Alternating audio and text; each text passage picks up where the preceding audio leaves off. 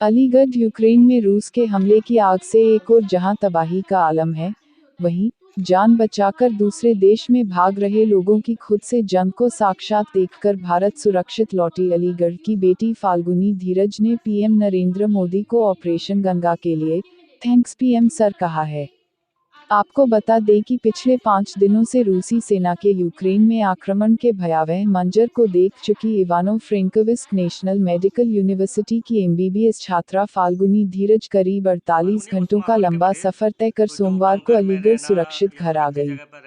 इस सफर में हवाई हमलों का डर, बॉर्डर पर 9 से 10 किलोमीटर लंबा जाम, बॉर्डर पर 5 डिग्री से हाड़ कंपक पाने वाले -7 डिग्री हुए तापमान, ऑक्सीजन की कमी से नाक व मुंह से निकलते खून और उसके बाद रोमानिया बॉर्डर में एयरलिफ्ट से अपने देश भारत वापस आने की खुशी का सफर शामिल है। रोमानिया के बुचारेस्ट एयरपोर्ट से दिल्ली अंतर्राष्ट्रीय हवाई अड्डे पहुंचने के बाद फाल्गुनी धीरज ने अलीगढ़ में खैरेश्वर मंदिर पहुंचकर भगवान शिव का आभार जता दर्शन कर शेष बचे सभी भारतीय बच्चों के सकुशल भारत वापस आने की प्रार्थना की।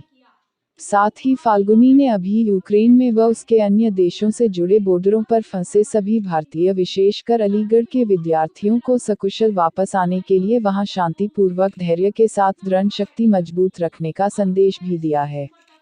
सोमवार को फाल्गुनी के पिता पंकज धीरज, मां काजल धीरज व उनकी छोटी बहन हिमाद्री धीरज दिल्ली एयरपोर्ट लेने पहुंचे थे, जहां उनके आंखों में सकुशल भारत वापसी के आंसू थे। वहीं आर टुडे न्यूज से अपने सहयोगी अनिकेत शर्मा के साथ प्रभारी गौरव रावत की खास रिपोर्ट।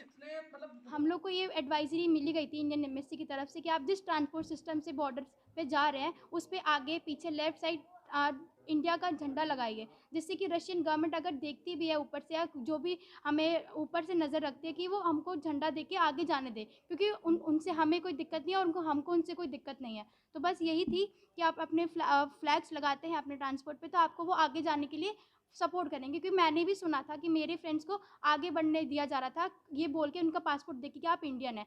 तो जो रशियन जो जो सिविलियंस थे और जो फाइटर्स थे वो भी उनको बंकर्स तक पहुंचा रहे थे, रशियंस भी। आपको वापस लाने के लिए, आप जैसे बच्चों को वापस लाने के लिए जो ऑपरेशन गंगा है उसके लिए नरेंद्र मोदी जी के लिए क्या कहेंगे?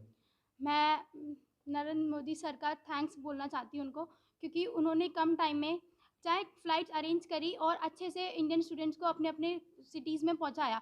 और जो बच्चे अभी इंडियन एयरपोर्ट पे उतरे थे उनको अपने अपने स्टेट्स पे जाने के लिए उनके लिए बसेज़ और ट्रांसपोर्ट सिस्टम भी अरेंज कराया, जिससे कि आगे बच्चे को दिक्कत ना हो, क्योंकि पेरेंट्स के पास भी कम टाइम था कि अपने बच्चे तक एयरपोर्ट तक पहुँचे। तो फिर नरेंद्र मोदी जी ने उनको ट्रांसपोर्ट सिस्टम भी प्रोवाइड कराया, जिससे कि अपने अपने स्टेट्स में पहुँच सकें। फाल्गुनी, आप यूक्रेन में रही हैं, जी। वहाँ जो राष्ट्रपति हैं जेलेंस्की, व्लादिमीर जेलेंस्की, उनकी लोकप्रियता कितनी है वहाँ की जनता? लोकप्रियता मेरे हिसाब से इतनी है क्योंकि जो स्टेप ज़ेलेंस्की सर उठा रहे थे, पूरी कंट्री की जो सिविलियंस हैं उनको सपोर्ट कर रहे थे। आज मैंने सुना और मैंने देखा भी कि ज़ेलेंस्की आगे खुद जा रहे थे कि वो आगे लड़ें, कोशिश करें कि ये सब रुक सके। तो बस मैं उनको और बाकी सबको यही बोलूँगी कि जो हो रहा है सब ठीक ही हो रहा है उनकी वज़ह से। लेकिन जो रशियंस कर रहे हैं उनकी आर्मी और जो यूक्रेन की आर्मी है कंपैरेटिवली रशियंस की ज़्यादा है। फिर भी उन्होंने जो 16 टू 46 ईयर्स के जो एज के मेल्स हैं यूक्रेन के, उनको वो लोग बोल रहे हैं कि आप लोग जाइए अपने हक के लिए लड़िए। तो उनको भी हथियार भी दिए गए यस यस दिए गए थे लड़ने के लिए, गन्स प्रोवाइड की गई थी 16 अबव मेल्स के लिए। अच्छा, रशिया के सामने यूक्रेन कहीं नहीं ठहरता है। हम्म किस तरीके से देखती है वहाँ के राष्ट्रपति को कि वो वहाँ की जनता के लिए कितने मतलब जो है रक्षा के लिए कितने मतलब वो साहस दिखाया है रशिया ने? मैंने ये न्यूज़ में पढ़ा था कि जो रशिया के प्रेसिडेंट हैं उनके अगेंस्ट होते जा रहे हैं उनके सिविलियंस, क्योंकि बिना किसी मतलब के किसी और कंट्री पे हमला करना, वो भी सिर्फ ज़रिया बना के, क्योंकि यूक्रेन की कोई गलती नहीं है अमेरिका और उनकी लड़ाई के बीच। तो बिना मतलब उनके लोकल पीपल यूक्रेनियंस को परेशान करना it's not a meaningful thing. और जो प्रेसिडेंट है उसके अगेंस्ट होते जा रहे हैं सिविलियंस और नारे भी लगा रहे हैं वो लोग, मैंने देखा था पोस्टर बना बना के। Russia yes, Russia Russia. वापस आई है, कैसा लग रहा है, किन परिस्थितियों में फंसी थी, किन हालातों में थी? अंत भला अंत भला तो सब भला, एक कहावत बहुत पुरानी चरितार्थ हुई है। सत्यता ये थी कि पिछले 14-15 तारीख से हम लोग इतने परेशान थे, हमारे परिवार वाले सारे लोग जो है हम लोग इतने दिक्कत में थे कि ना मतलब रात की नींद ना दिन का चैन।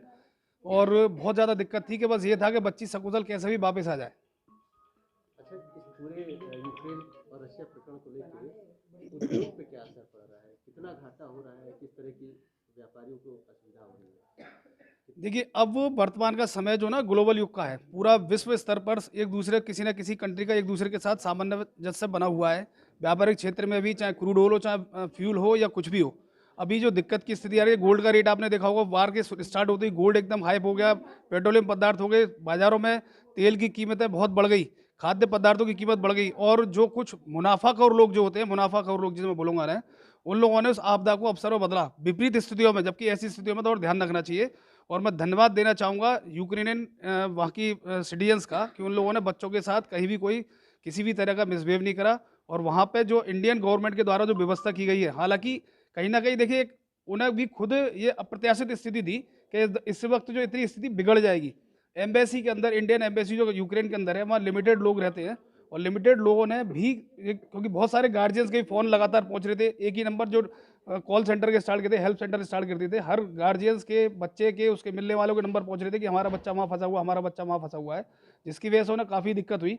लेकिन अभी भी वर्तमान की स्थिति जो है बहुत ज़्यादा अच्छी नहीं है। तो मेरा मानना यह है कि केंद्र सरकार को, हमारे माननीय प्रधानमंत्री महोदय को इस पर और ज़्यादा गंभीरता पूर्वक ध्यान देने की आवश्यकता है, जिससे कि वहाँ हमारे देश के बच्चे और भी जो रह गए वो सुरक्षित आ सकें।